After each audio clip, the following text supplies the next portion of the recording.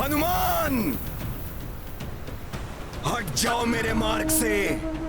इस आसुरी माया के प्रभाव को नष्ट करने के लिए मुझे योग विद्या का सहारा लेना होगा। ये दिव्य आभा असहनीय हो रही है।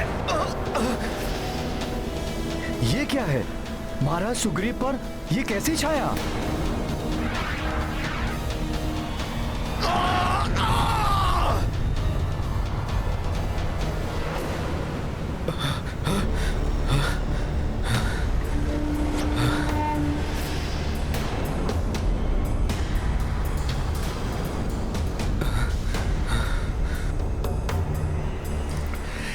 क्या हो गया था मुझे? इस दुष्ट वानर के तेज के समक्ष मेरा सम्मान प्रभाव कम हो गया है।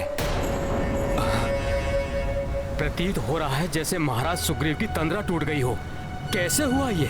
युवराज अंगद, जिस व्यक्ति के मूलाधार चक्र आदि सातों कुंडलियां जागृत हो जाती हैं, वो असीम तेज से संपन्न हो जाता है। उसके समक्ष कोई भी आसुरी शक्ति टिक नहीं पाती। प्रभु श्री राम से भेंट करने के उपरांत हनुमान के भी सातों चक्र जागृत हो गए थे। मैं यहाँ रथ पर? कहीं मैं वापस लौटने के लिए? नहीं, अवश्य मेरे साथ कुछ हुआ है। ये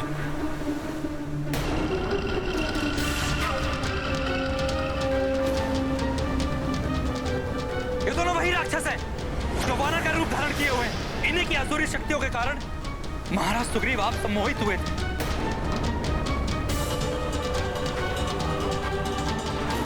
और अपनी समस्त सेना को वापस लौटने का आदेश दे रहे थे। भागकर कहां जाओगे सखा?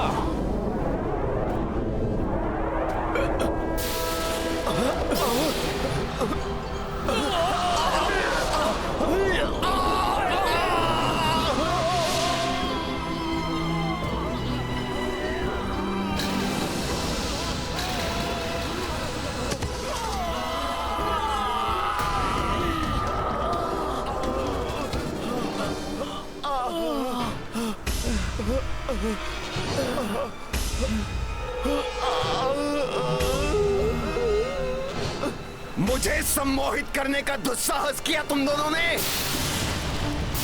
तुम हमारे वानर योद्धाओं में से नहीं हो। अपना वास्तविक रूप धारण करो। बताओ कौन हो तुम?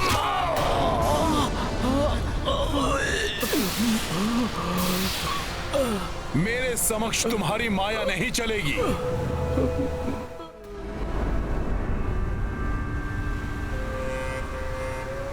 तुम दोनों ने प्रभु श्री राम के विरुद्ध कार्य करने के लिए मुझे विवश किया।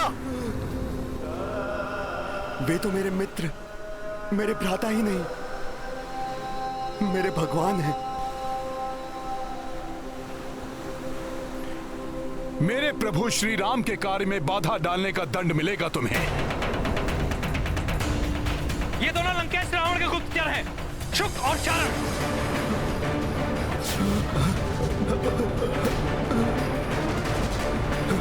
इन दुष्टों को यही दंडित कीजिए। मार दो इन्हें। इन दुष्टों को यही दंडित कीजिए। मार दो क्षमा करें वानर श्रेष्ठ, हम तो अपने स्वामी के आदेश का पालन कर रहे थे। क्षमा के योग्य नहीं तुम दोनों असुर। तुम्हें तो यही समाप्त कर देना चाहिए। कर दीजिए इनका। विभीषण तो क्या, रावण भी मुझसे क्षमा मांगकर मेरी शरण में आए तो शरणागत धर्म के अनुसार मैं उसे भी अस्वीकार नहीं करूंगा। मैं प्रभु श्री राम की शरण में आना चाहता हूँ। प्रभु श्री राम मुझे क्षमा कर देंगे, वो बड़े दयालु हैं। नहीं, ये दोनों छल कर रहे हैं। प्रभु की सहृदयता और उनकी नीति का लाभ लेना चाहते हैं ये दोनों। नहीं, ऐसा नहीं है, ऐसा नहीं है। मैं इन धूर्तों को अब नीति सिखाता हूँ। सारा छल, सम्मोहन, माया सदा के लिए भूल जाएंगे ये धूर्त। इनका यही अंत कर दो। रुक जाओ सब, रुक जाओ।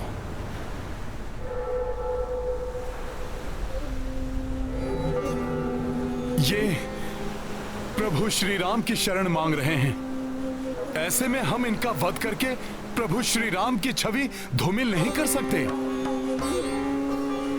प्रभु इनके लिए जो निर्णय करेंगे वही मान्य होगा। हाँ, प्रभु की सहमति के बिना हम इन्हें कोई क्षति नहीं पहुंचा सकते। प्रभु श्री राम तो पूजा में लीन हैं। लक्ष्मण भैया, अब आप ही बताइए, इन दुष्टों के साथ क्या करना है? हनुमान जी उचित कह रहे हैं। जब भैया श्री राम की पूजा और ध्यान संपन्न हो जाएगा, समुद्र देव प्रसन्न होकर हमें लंका तक जाने का मार्ग दे देंगे, तब भैया श्री राम ही इन दोनों के भाग्य का निर्णय करेंगे। तब तक इन दोनों को कड़ी निगरानी में रखना होगा।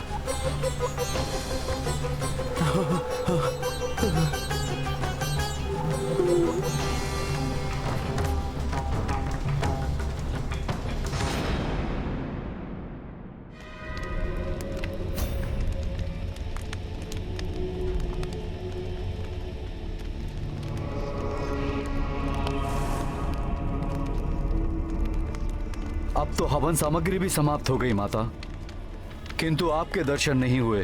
प्रसन्न हो जाइए माता निकुंभला, दर्शन दीजिए। मेरे पास जो कुछ है सब आपको समर्पित है। ओम ह्रीं क्लीं चामुंडाय विच्चे। ओम ग्लौं हुं क्लीं जूं सः। ज्वालाय ज्वालाय ज्वल ज्वल प्रज्वल प्रज्वल स्वाहा।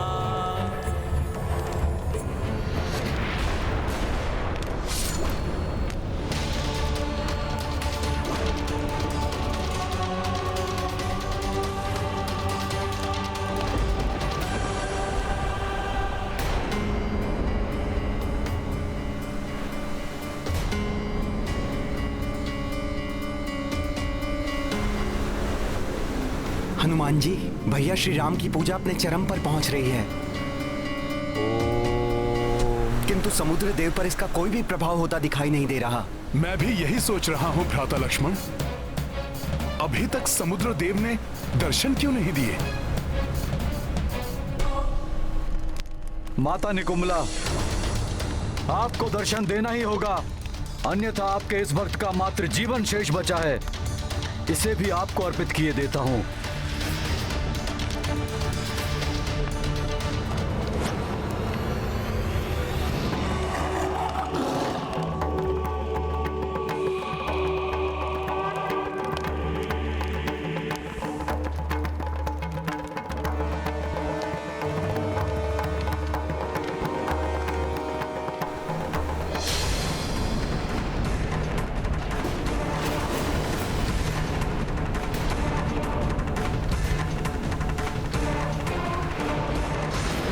मेघनाथ, इष्ट देव और देवी अपने भक्त के जीवन के बलिदान से नहीं, उसकी भक्ति और श्रद्धा से प्रसन्न होते हैं। तुमने सदैव अपनी भक्ति और समर्पण से मुझे प्रसन्न किया है। जय माता निकुंभला, माता की जय हो। माता प्रसन्न हुई तो उसके भक्त का जीवन धन्य हो गया। तुम्हारा कल्याण हो वत्स।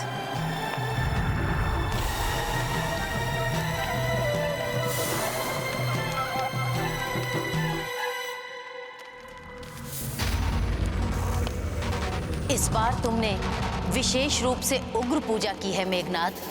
क्या विशेष चाहते हो तुम? माता, मुझे अमरता का वरदान दीजिए। वत्स मेघनाथ, मैं तुम्हारी रक्षा तो कर सकती हूँ, किंतु अमरता का वरदान नहीं दे सकती। मात्र सृष्टिकर्ता ब्रह्मदेव ही दे सकते हैं। ब्रह्मदेव?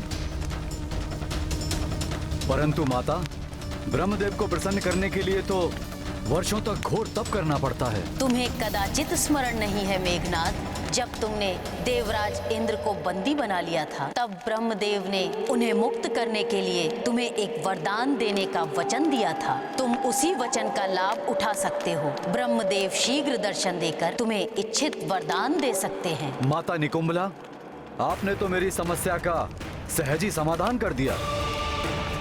आपका बहुत बहुत धन्यवाद माता। सफल मनोरथ भव।